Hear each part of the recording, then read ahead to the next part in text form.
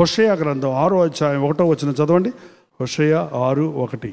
మనము యెహోవా యొద్దకు మరలుదము రండి, ఆయన మనల్ని చీల్చివేసెను, ఆయనే మనలను స్వస్థపరచుదు. నువ్వు ఏ బాధలో ఉన్నా, ఏ సంకటంలో ఉన్నా, ఏ స్థితిలో ఉన్నా, ఎంతగా నీ కుటుంబం కూలిపోయి ఉన్నా, నీ శరీరం పాడైపోయి ఉన్నా, నీవు దురభ్యాసాలకు వ్యసనాలకు బానిసమైపోయి ఉన్నా, నీవు ఎటువంటి కృంగిన స్థితిలో బాధలలో ఉన్నా ఆయన దగ్గరకు మరలుకో. యెహోవా యొద్దకు మరలుదము రండి, ఆయనే మనలను చీల్చివేసెను, ఆయనే మనలను స్వస్థపరచును. యేసు ప్రభు దగ్గర ఉన్న గొప్ప సంగతి ఏంటంటే, పాడు చేసుకోవటం మనకు చేతనండి, పాడు చేసిన వాటిని బాగు చేయటం ఆయన చేస్తాడు. పోగొట్టుకోవటం మన వంతు, పోగొట్టుకున్నవన్నీ తిరిగి ఇవ్వటం ఆయన పని. నువ్వు తిరిగి వస్తే ఆయన దగ్గరికి, నువ్వు ప్రార్థిస్తే ఆయన దగ్గర, నీ తప్పును గ్రహించి నువ్వు పశ్చాత్తాపడితే, నువ్వు తిరిగి వస్తే ఆయన కోపం నీ మీద మరులుకొని అది కృపగా కనికరముగా నీ మీద కురుస్తుంది. ఆయనే మనల్ని చీల్చివేసెను, ఆయనే మనల్ని స్వస్థపరచును. తర్వాత చదవడమా, ఆయన మనల్ని కొట్టెను, ఆయనే మనల్ని బాగు చేయును. ఆయనే మనల్ని కొట్టెను. అమ్మ పిల్లల్ని కొట్టుద్దండి. ఎందుకు కొట్టుద్ది? కక్ష, ద్వేషమా, అసూయ? ఎందుకు కొట్టుద్ది? ఒక్కోసారి కొంతమంది తల్లులకి కంట్రోల్ ఉండదు పాపం. ప్రేమ ఎక్కువైనట్టే కోపం ఎక్కువ అయిపోద్ది. నాకు తెలిసినంత వరకు ఎవరు ఎక్కువ ప్రేమిస్తారో వాళ్ళు ఎక్కువ కోపడతారండి. నువ్వు ఏం చేస్తారో కోపడకుండా ఉన్నారు మంచోళ్ళు అనుకుంటున్నావు. నువ్వు పక్కింటి వాళ్ళ అబ్బాయి ఎదురుకుంటూ కూర్చొని టూకెళ్ళి దాని చేతితో పిసుకొని తింటా ఉన్నాడు అనుకో, అదిగో ఏం చేస్తారు మీరు? ఇదే చేస్తారు. ఏం చేస్తారు? నవ్వుతా ఉంటారు. అడు చూడు, తిండి కూడా పెట్టరట్టుంది వాళ్ళ అబ్బాయి, చూడు తింటున్నాడు పెంట అనుకుంటారు. అదే మీ అబ్బాయి తింటున్నాడు అనుకో, మళ్ళీ తింటున్నావురా, ఇక్కడ ఎప్పటి నుంచి వండక్కర్లేదు నేను అలే అంటావా? ఏం చేస్తావు? కోపంతో వెళ్ళి లబడబడ 4 లాగి మూతలో నుంచి చెయ్యి లాగి వేసుకుంటూ పోయి కడిగి తుడిసి డెటాలు పోసి గదరగోళం చేస్తావు లేదా? ఏ పక్కింటి వాళ్ళు బిడ్డ అయితే నవ్వుతావు, మరి మీ బిడ్డ అయితే కడుగుతావు. ప్రభు మనం తప్పు చేసినప్పుడు నవ్వి ఊరుకోడు. నీ కర్మ నీ బతికదే చావు అనరో. నిన్ను కోపపడ్డప్పటికీ నిన్ను కడుగుతాడు. ఆయనే కొట్టాడు. గొర్రెలంట మాటనమంట కాపరి చెప్పినప్పుడు, మాటనని గొర్రె ఏం చేస్తాడంటే ఆ దుడ్డు కర్ర ఉంటుంది ఇలా పొడుగ్గా, ఆ కర్ర కాళ్ళకేసి వేసి కొడతాడు దాన్ని. ఒకటి కొట్టినప్పుడు అది పాపం కుంటుకుంటుంది, రక్తం వస్తుంటుంది. ఏం చేస్తాడో తెలుసా కాపరి? గబగబ నూనె పోసి కట్టుకట్టి ఎక్కడెక్కించుకుంటాడో తెలుసా? మేడ మీద ఎక్కించుకుంటాడు. అవి కావాలనే కాళ్ళెర కొట్టుకుంటాయంట. కొన్ని పైకి ఎక్కి కూర్చొని కింద కూరలు తంటాయంట, చూసుకొని నేను ఎక్కడ ఉన్నానని. బనేసయ్య అంత ప్రేమ కలిగిన వాడండి. నువ్వు బాధపడితే చూడలేడు ఆయన.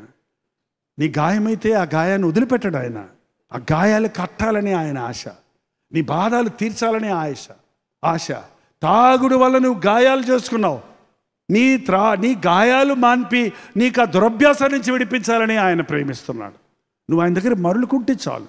నువ్వు ఆయన సందులో మోకరించి నా దోషాలన్నీ, నా పాపాలన్నీ నన్ను పరిశోధించాలి అడిగితే చాలు, ఆయనే కడతాడు. ఏంటండి ఈరోజు ఎంతమంది మనం దేవుని ఆశీర్వాదాలు పోగొట్టుకున్నామో, ఈ యొక్క వాగ్దానం ఉంది, ఈ వాగ్దానం తీసుకొని వెళదాం. అందరూ లేచి నిలబడండి, ఈ వాగ్దానాన్ని మీ సొంతం చేసుకుందరు. కానీ అందరు నాతో పాటు మాట చెప్పండి. ఇక్కడే ఇర్మియా గ్రంథం 30వ అధ్యాయం 17వ వచనం. బైబిల్ ఉన్నోళ్ళు చూడండి, లేని వాళ్ళు నాతో పాటు చెప్పండి. వారు ఎవరునూ లక్ష్య పెట్టని సియోననియు వెలివేయబడేదననియు నీకు పేరు పెట్టుచున్నారు. అందరూ ఏం పేరు పెట్టారు? నేను ఇంకా అంతే. వాళ్ళు బాగుపడరు, వాళ్ళు బతుకంతే, వాళ్ళ జీవితంలో అభివృద్ధి లేదు, మీకు పిల్లలు పుట్టరు, ఈ పిల్లలకు పెళ్ళిళ్ళు అవ్వవు, ఇక మీ అప్పుల్లో నుంచి బయటపడలేరు, ఈ తాగుడు నువ్వు మానలేవు. అందరూ పేరు పెట్టేస్తాడు. తాగుపోతాడు వాడు, అంతే, ఆడి కర్మ, వాడు చావాల్సిందే. ఏంటంటే ఈ భార్య భర్తలు ఎవడ కలపలేరు, ఇక వీళ్ళు ఇంతే, వీళ్ళు భ్రష్టులు అయిపోయారు అని లోకంలో ఉన్న వాళ్ళందరూ నీకు పేరు పెట్టేస్తారు.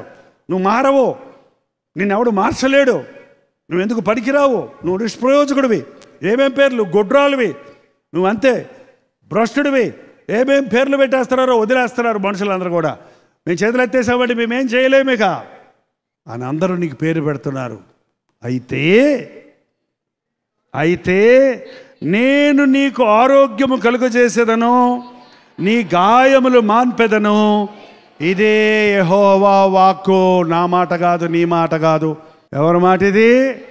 అయితే అందరూ ఏమన్నా సరే, డాక్టర్లు పెదవి విరిచినా సరే, ప్రభుత్వాలు సహాయం చేయకపోయినా సరే, నీ భర్త నిన్ను విడిచినా సరే, నీ తల్లిదండ్రులు నిన్ను విడిచినా సరే, నీవు దిక్కుమాలిన స్థితిలో ఉన్నా సరే, అందరూ నీవు పనికిరావని నీకు పేరు పెట్టినా సరే, అయితే ఏమైతే అయింది, నేను నీకు ఎప్పుడు పెట్టుకోండి, గుర్తు పెట్టుకోండి. నువ్వు నేను ప్రభువా. ఎవరండి? మన ఇద్దరి మధ్య ఎవరో అక్కర్లా. నేను నా ప్రభు. ఆర్ఆర్కే మూర్తి గారు ఒక పుస్తకం రాశాడు. ఆ పుస్తకం ఎడ్డింగ్ ఏం పెట్టాడో తెలుసా? నాకు తెలియదు మిగిలిన వాళ్ళ సంగతులన్నీ. నేను నా ప్రభు, నా ప్రభుతో నేను నడిచింది, నా ప్రభు నాకు చెప్పింది, నా ప్రభు నన్ను క్షమించింది, నా ప్రభుతో నేను చెప్పుకున్నది, నేను ఒప్పుకున్నది, ప్రభు నన్ను కడిగిరిచ్చింది. నేను నా ప్రభు ఒకడైతే ప్రపంచమంతా నా మీద ఎదురు తిరిగినా నాకే అపాయమో, నాకే భయం లేదు. ఇక నేను నీకు ఆరోగ్యము కలుగజేసేదను. ఇదే యెహోవా. ఆరోగ్యము అంటే హెల్త్ మాత్రం అనుకుంటున్నారేమో. శారీర సంబంధమైన ఆరోగ్యం మాత్రమే కాదు, శరీరం ఆరోగ్యంగా ఉన్న మానసిక ఆందోళనతో ఎంతోమంది ఉన్నారు. అనేక మంది మానసిక రుగ్మతలతో నింపబడి ఉన్నారు. మనిషి చూస్తానికి ఆరోగ్యంగానే కనపడతాడు, కానీ బుర్ర పనిచేయని వాళ్ళు ఎంతోమంది ఉన్నారు. మెంటల్లీ రిటాలియేట్ వాళ్ళు ఎంతోమంది ఉన్నారు. అంత అందంగా ఉంటారో వాళ్ళని చూస్తే, కానీ మాట్లాడలేడు, నరవలేరు, వాళ్ళకి ఏ వైద్యుడు సహాయం చేయలేడు. కానీ ప్రభు అంటున్నాడు, నేను నీకు అరికాలు నుండి నడి నెత్తి వరకు ఏ రోగం ఉన్నా, ఏ కీడున్నా నిన్ను స్వస్థపరచువాడను. నమ్ముదామా? నమ్ముట నీ వల్లనైతే, అది నమ్మితే నువ్వు అలాగే పాడతావు. నీ కృప చాలును, నీ ప్రేమ చాలును, నీవు నాకు తోడుంటే చాలయ్యా. ఏ వైద్యుడైనా, ఏ లాయర్ అయినా, ఏ భర్త అయినా, భార్య అయినా, బిడ్డ అయినా, తల్లి అయినా కొంతమట్టుకే మనకు సాయం చేయగలరండి. కొంతమట్టుకే. అల్టిమేట్ హెల్ప్ నీకు ఇవ్వగలిగిన వాడు, నీకోసం ప్రాణమిచ్చిన ప్రభు, నీ పాపాలు క్షమించడానికి యేసు ప్రభువుకు బలం ఉంది. కారణం, మన పాపములన్నిటి కొరకు ఆయన పరిహారం చెల్లించాడు. మన పాప రుణాన్ని ఆయన తీర్చాడు. కాబట్టి మనకి ఉచితముగా ఆయన రక్షణ చేయగలిగిన వాడు.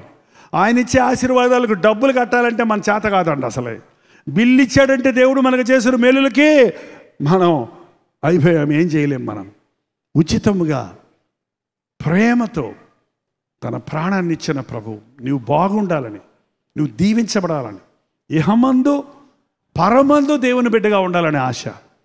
పరలోకంలో ఎలాగ రోగాలు లేవిక, మరణం లేదు, ఇక ఆకలి లేదు, దప్పిక లేదు. ఆ స్థలాని కోసం మనల్ని సిద్ధపరుస్తున్నాడు. అదే సమయంలో ఈ లోకంలో ఆయన నమ్మిన వారికి ఏ మేలు కొదువు లేకుండా, కొదువులున్నా కష్టాలున్నా ఆయన తోడుండి ఎప్పటికప్పుడు వాటిని సమకూర్చేవాడిగా. ఎన్నో ఉన్నాయండి, ఆ సమయానికి తినడానికి లేదు, ఏమీ లేదు నీకు. ఏ సమయానికి ఆ సమయానికి తినడానికి ఉంది. ఎవడు గొప్పోడు చెప్పు? ఏమీ లేదు నీకు. ఏది ఎప్పుడు కావాలో అప్పుడప్పుడు వస్తుంది అంతే. స్టాక్ ఏమి లేదు నీ దగ్గర. కానీ ఎప్పుడు పస్తుండలేదు, ఎప్పుడు దాహంగా లేదు, ఎప్పుడు వస్త్రాలు కొదువులేదు, ఎప్పుడు ఏది కావాలో అప్పుడు దొరుకుతుంది. ఎప్పుడు కారో, ఎప్పుడు వ్యానో, ఎప్పటికప్పుడు దేవుడు ఇస్తున్నాడు. అది గొప్ప. లేదా 33 కార్లు, ఒకటి రిపేరు, ఒకటి రంగు లేదు, ఒకటి పెట్రోల్ లేదు, ఒకటి డ్రైవర్ లేడు, అది గొప్ప. చూడండి, లోకంలో అన్నీ ఉన్నాయని అనుకుంటున్నాం, కానీ ఏమి లేని వారిమైనా క్రీస్తును కలిగిన వాడు అన్నీ కలిగిన వాడే. బుద్ధి, విజ్ఞాన, సర్వ సంపదలు ఆయనలో గుప్తమై ఉన్నాయి. ఆయన ఇచ్చే ఆశీర్వాదాలు కంటి కనబడవు, చెవికి వినబడవు, హృదయానికి గోచరం కావు. అది అనుభవించే వాడికే తెలుస్తుంది ఆనందం. క్రీస్తుతో నడవడం నేర్చుకుందాం. మీకేం కావాలో పరలోకపు తండ్రికి తెలుసు. కాబట్టి దీర్ఘ ప్రార్థనలు చేయక్కర్లా. ప్రభు నన్ను జ్ఞాపకం చేసుకో, ప్రభు నీ కృప నాకు దయచేయి, నీ కృపను పొందకుండా, నీ ప్రేమను పొందకుండా ఉన్న ఆటంకాలు ఏమైనా ఉన్నాయేమో, నా దోషాలు, నా అతిక్రమాలు నాకు తెలియజేయ అన్నట్టు చిన్న ప్రార్థన చేశాడు యోబు. 2 అంతల ఆశీర్వాదము పొందాడు. దేవుడు కూడా మనకి అలాంటి కార్యాలు చేయను గాక. అలాగే కళ్ళు మూసుకోండి, ప్రార్థన చేసుకుందాం. ప్రతి ఒక్కరు కళ్ళు మూసుకున్నప్పుడు దేవునితో చెప్పండి, ఏంటో మీ బాధ, ఏంటో మీ కష్టం, ఏ విషయంలో మనుషులు నీకు కాదు అన్నారు, నీకు లేదు అన్నారు, నీకు చేత కాదన్నారు. ఒక్కసారి దేవునితో చెప్పండి. ఉద్యోగం లేదు, నీకు రాదన్నారా? నువ్వు పాస్ అవ్వవు, నువ్వు ఫెయిల్ అయిపోతావు అన్నారా? నీ జ్ఞానం లేదు, నువ్వు చదవలేవన్నారా? నీకు శని ఉందిరా, నువ్వేం చేసినా వర్ధిల్లటం లేదని నిన్ను తృణీకరిస్తున్నారా? నీ భర్త నీకు అన్యాయం చేశాడా? నీ భార్య నీ మీద కేసు పెట్టిందా? నీ బిడ్డలు మీ మాట అనకుండా తిరగబడుతున్నారా? మీ కుటుంబంలో ఆర్థిక లోట్లు ఉన్నాయా? శరీరములో చెప్పలేని రోగాలతో బాధపడుతున్నారా? ఏదైనా నాకు అసాధ్యం లేదన్న ప్రభు. ఎంతమంది నీ మీద నేరాలు మోపినా, ఎంతమంది నిన్ను తృణీకరించినా, ఎంతమంది నిన్ను నెట్టివేసినా, నా చేత కాదన్నా, నేనేమి ఇవ్వలేనన్నా, నువ్వు పనికిరావన్నా, అయితే నేను నీకు ఆరోగ్యము కలుగజేస్తానన్న ప్రభు మన పాపముల కొరకు పరిహారంగా ప్రాణమిచ్చిన వాడు.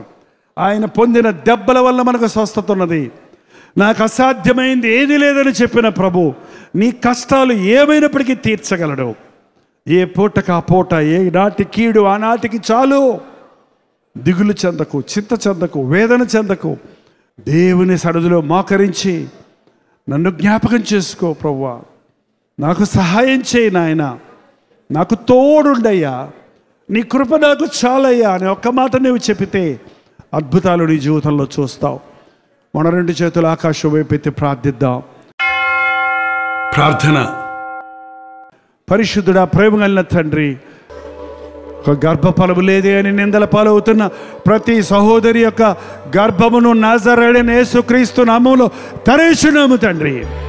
మరుసటి సంవత్సరము నీ ఒడిలో బిడ్డ ఉండును అన్న మాట వారి పట్ల అక్షరాల నెరవేర్చుము నాయన. వయసు పెరుగుతుంది, బిడ్డలకు వివాహాలు చేయవా అని చుట్టూ వారు నిందిస్తుంటే, అపనిందలు వేస్తుంటే, బిడ్డల వివాహాలు జరగటం లేదే అని కుమిలిపోతున్న తల్లిదండ్రులను నీ సన్నిధిలో జ్ఞాపకం చేసుకో తండ్రి. వివాహం అన్ని విషయముల్లో ఘనమైనదన్నావు. నీ చిత్తములో ఏకాంగులను సంసారులుగా చేస్తారన్న మాట అట్టి వారి గృహాలలో జరగనిమ్ము నాయన. బీటెక్లు, ఎంటెక్లు చదివి నాకు ఉద్యోగము లేదే అని పరీక్షల మాట పరీక్షలు రాస్తూ ఇంటర్వ్యూ తర్వాత ఇంటర్వ్యూలకు వెళ్తూ ఎటువంటి ప్రయోజనం లేని స్థితిలో మిగిలిపోయిన యవ్వనస్తులను ఒక్కసారి ఈ సమయంలో జ్ఞాపకం చేసుకుని ఆయన నీకు ఆరోగ్యం కలుగు చేస్తాను, నీకు ఆశీర్వాదం కలుగు చేస్తాను, నీ బ్రతుకులో ఒక గొప్ప అద్భుతాన్ని నేను చేస్తానన్న మాటను నీ బిడలకు దయచేయము తండ్రి. భార్యాభర్తల మధ్య సాతాను జొరబడి ఏ కుటుంబాల్లో కలహాలతో, భేదాలతో, విభేదాలతో ఉన్నారో అట్టి కుటుంబాలను క్రీస్తు నామములో ఐక్యపరుచుచున్నాము తండ్రి. ఈ గెట్టుగెదర్లో ఉన్న ప్రతి ఒక్కరూ తిరిగి వెళుతుండగా నా ప్రభువు నా ప్రార్థన విన్నాడు, నా గాయాలు కట్టాడు, నా కన్నీరు తుడిచాడు, నా హృదయ వాంఛలు తీర్చాడన్న విశ్వాసంతో వెళ్ళడానికి సహాయం చేయము. నీవు చేసిన గొప్ప మేలును గురించి తిరిగి వచ్చి సాక్ష్యం ఇచ్చే వరకు నీ కృప మమ్మల్ని వెంటాడటానికి సహాయం చేయి. ఏమున్నా లేకున్నా నీ కృప మాకుంటే చాలు అన్న ఆశ, ఆ కృప కొరకు వేడుకొని విశ్వాసము మాకు దయచేయి తండ్రి. యేసుక్రీస్తు నామములో అడుగుచున్నాము తండ్రి, ఆమేన్. మీ ఆధ్యాత్మిక జీవితానికి సహాయపడే అనేక పుస్తకములు, 50 పుస్తకాలు రచించడానికి బైబిల్ పఠనంలో నుండి బైబిల్ విషయాలను ముఖ్యంగా విశదీకరించిన విషయాలు మీకు ఎంతో ఉపయోగకరంగా ఉంటాయి. 50 పుస్తకాల సెట్ మీకు కావాలంటే కేవలం ఒక 3,000 రూపాయలు మీరు విరాళం చేయగలిగితే, మీ పోస్టల్ అడ్రస్ తెలియజేస్తే వీటిని రిజిస్టర్ పోస్ట్లో మీకు పంపించడానికి సిద్ధంగా ఉన్నాం. వీటి విషయం కూడా మీకు వివరాలు కావాలంటే 8939393939 నెంబర్కి మీరు కాల్ చేయొచ్చు. ఉదయం 10 నుండి సాయంత్రం 10లోగా చేయండి. తప్పకుండా మా సోదరులు మీకు కావాల్సిన ఇన్ఫర్మేషన్ అందిస్తారు. లేదంటే www.jpaul.org అనే వెబ్సైట్ని దర్శించండి. మరిన్ని వివరాలు మీరు సేకరించవచ్చు.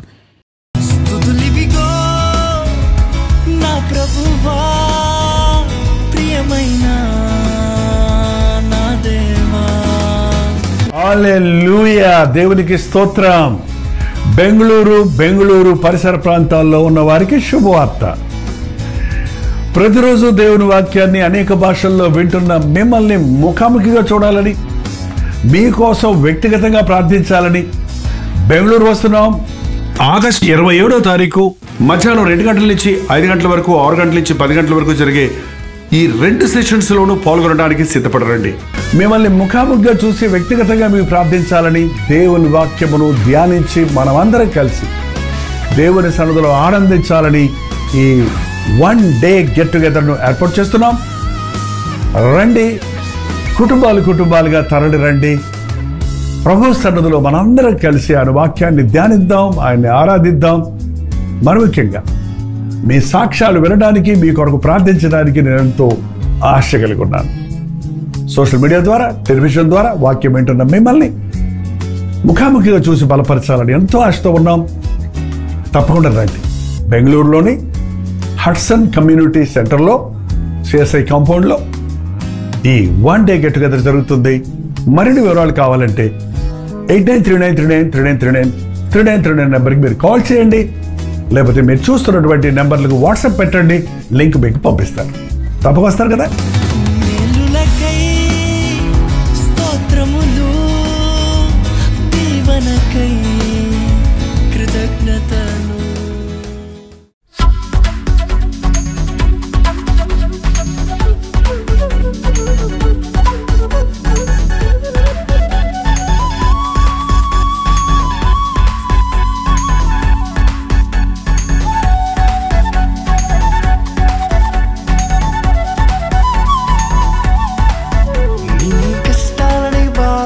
శ్రమలన్నీ తీర్చే అనాథుడు యేసే. నీ కష్టాలని బాధలన్నీ శ్రమలన్నీ తీర్చే అనాథుడు యేసే. ఆది నుండి ఉన్నవాడు ఆ దేవుడు, అద్భుతాలు చేసేవాడు నా యేసుడు. ఆది నుండి ఉన్నవాడు ఆ దేవుడు, అద్భుతాలు చేసేవాడు నా యేసుడు.